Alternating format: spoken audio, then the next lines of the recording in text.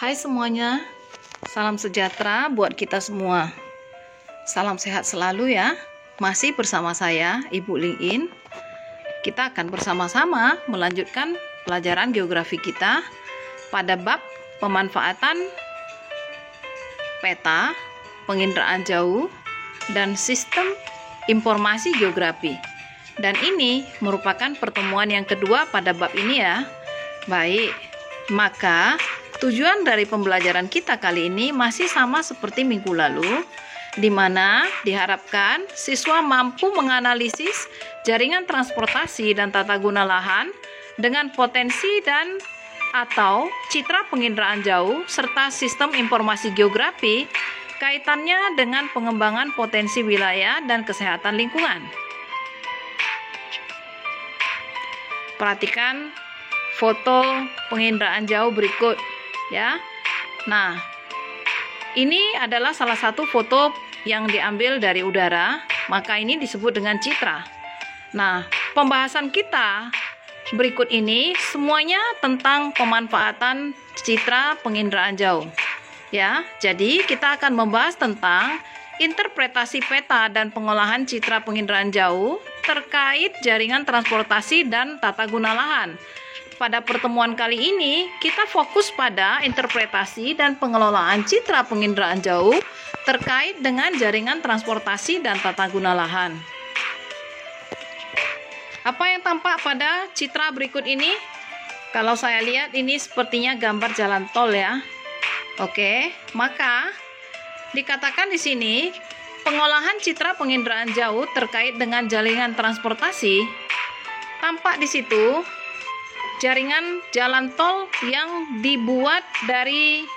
diambil fotonya dari udara, tampak seperti gambar itu. Nah, akan ditampilkan berikut ini beberapa aplikasi pengolahan citra penginderaan jauh terkait pengembangan jaringan transportasi. Yang pertama, perencanaan jaringan jalan. Foto udara dan citra satelit dapat dimanfaatkan untuk perencanaan jaringan jalan. Misalnya untuk desain infrastruktur jalan tol, perencanaan jalan baru, perencanaan jalur alternatif, dan perbaikan jaringan jalan. Melalui citra penginderaan jauh ini, pekerjaan kita sebagai perencana infrastruktur jaringan transportasi akan sangat terbantu karena kita akan dapat melihat daerah-daerah mana saja yang akan kita gunakan menjadi jalur alternatif atau perbaikan jaringan jalan yang kita rencanakan. Foto yang nampak ini adalah citra penginderaan jauh sebuah kota. Ya. Jadi, tentu saja yang akan kita gunakan di sini penginderaan jauhnya adalah digunakan untuk perencanaan rute angkutan. Sehingga seperti yang tampak pada gambar ini, melalui citra penginderaan jauh dengan citra satelit, perencanaan trayek atau rute angkutan dapat terbantu dalam mengatur rute perjalanan yang dilalui oleh kendaraan umum di suatu wilayah. Sehingga efisiensi waktu dalam perencanaan tujuan dapat tercipta. Selain itu, pengawasan rute angkutan pun dapat dilakukan. Nah, yang ketiga ini tampak jalur jalan kereta api ya, penginderaan jauh. Citra hasil penginderaan jauh yang tampak di sini adalah jalan kereta api. Nah, fungsi yang ketiga dari citra hasil penginderaan jauh adalah digunakan untuk perencanaan jalur rel kereta api. Citra satelit dapat dimanfaatkan untuk mendapatkan dan merencanakan rute yang efisien untuk dilalui kereta api. Oke, fungsi yang keempat adalah perencanaan bandar udara dan pelabuhan.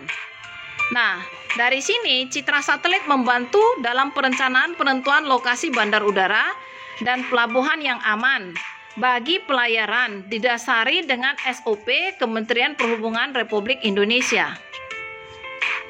Dan ini merupakan perencanaan pembangunan bandar udara seperti gambar ini. Citra satelit seperti gambar yang di atas tadi Selain itu, citra satelit juga dapat digunakan untuk mengetahui wilayah dengan gelombang laut kecil, wilayah bebas sedimentasi, dan untuk penentuan lokasi pembangunan fasilitas pelabuhan seperti dermaga, gudang, dan jaringan jalan. Seperti yang tampak pada gambar, ya, tampak pembangunan dermaganya di mana, kemudian gudangnya ada di mana, kemudian jaringan jalan menuju ke daerah itu bagaimana. Jadi dengan adanya citra penginderaan jauh, tentu saja sangat membantu pekerjaan para perencana di dalam melakukan kegiatan-kegiatannya.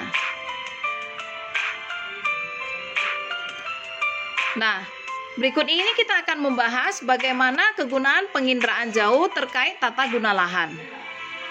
Beberapa aplikasi pengolahan citra penginderaan jauh terkait tata guna lahan adalah sebagai berikut.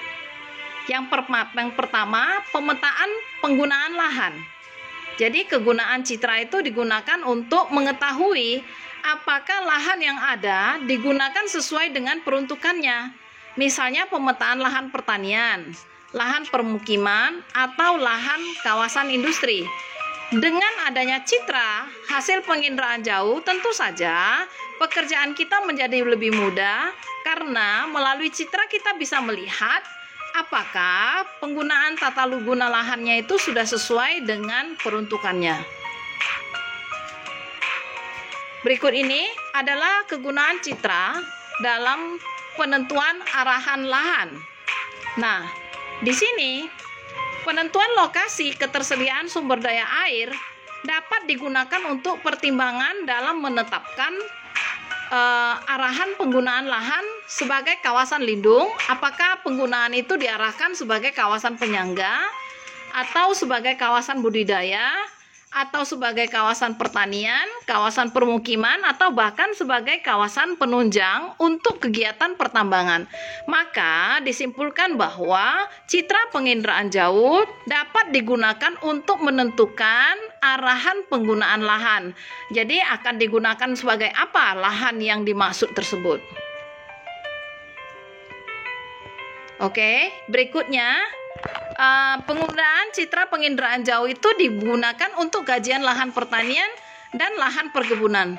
Tampak citra di sini adalah perkebunan kelapa sawit ya. Jarak pohonnya teratur, tingginya seragam, kemudian tajuknya berbentuk bintang. Kenapa ya?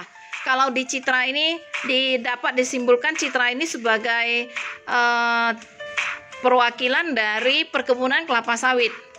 Ya, karena perkebunan itu sudah pasti penanaman bibitnya direncanakan, tanggalnya direncanakan, jarak pohonnya direncanakan, sehingga pertumbuhannya akan memperoleh hasil dari tinggi yang sama, kemudian jaraknya sama. Jadi kalau di citra itu tampak seperti lajur-lajur seperti ini dengan tinggi pohon yang hampir sama dan jarak pohon yang hampir sama, itu pasti perkebunan. Dan ini kita simpulkan ini perkebunan kelapa sawit karena tampak tajuknya berbentuk bintang. Baik, kita lanjutkan bahwa citra penginderaan jauh dapat digunakan untuk kajian lahan pertanian dan perkebunan. Kajian untuk penentuan area yang tepat untuk pembukaan lahan pertanian dan lahan perkebunan harus memperhatikan beberapa faktor seperti kemiringan lereng, kondisi tanah, kondisi lingkungan sekitar, ketersediaan sumber daya air, dan kondisi iklim. Hal ini dilakukan dalam rangka menjaga kelestarian lahan pertanian, stabilitas lingkungan, analisis degradasi lahan dan identifikasi sumber air, serta analisa keruangan.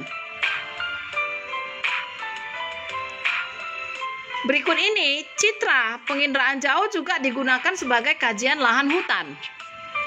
Kajian kawasan hutan dilakukan dalam rangka pengelolaan hutan, pengelolaan hasil hutan, pemantauan penebangan dan reboisasi, perlindungan flora dan fauna, inventarisasi dan pemantauan sumber daya hutan, ekowisata, serta pengendalian dan pengawasan kerusakan hutan, misalnya kebakaran hutan atau pengguluan hutan, atau pembukaan hutan untuk lahan permukiman.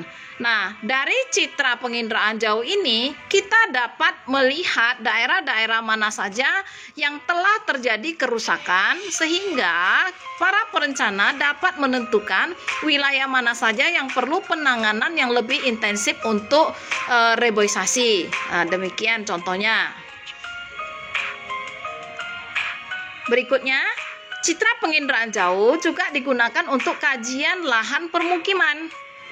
Nah, kajian lahan permukiman dimanfaatkan untuk mengkaji distribusi pemukiman, kepadatan permukiman, zonasi area permukiman, permukiman kumuh, permukiman elit, serta variasi pola permukiman di desa dan di kota. Dari citra penginderaan jauh yang tampak pada gambar berikut ini, kita bisa melihat daerah mana saja yang permukimannya padat, daerah mana saja yang permukimannya tidak begitu padat. Kemudian kita bisa menentukan daerah-daerah yang akan digunakan sebagai kawasan permukiman yang lebih tepat sesuai dengan penggunaan lahannya. Oke, berikutnya citra penginderaan jauh juga digunakan sebagai kajian lahan industri, di mana penginderaan jauh digunakan untuk menentukan lokasi industri, kegiatan analisis mengenai dampak lingkungan, alih fungsi lahan karena kegiatan industri, pemantauan kegiatan ekonomi, dan lain-lainnya. Demikian pembahasan kita tentang pemanfaatan citra penginderaan jauh dalam kajiannya dengan tata guna lahan dan jaringan transportasi. Terima kasih, sampai jumpa.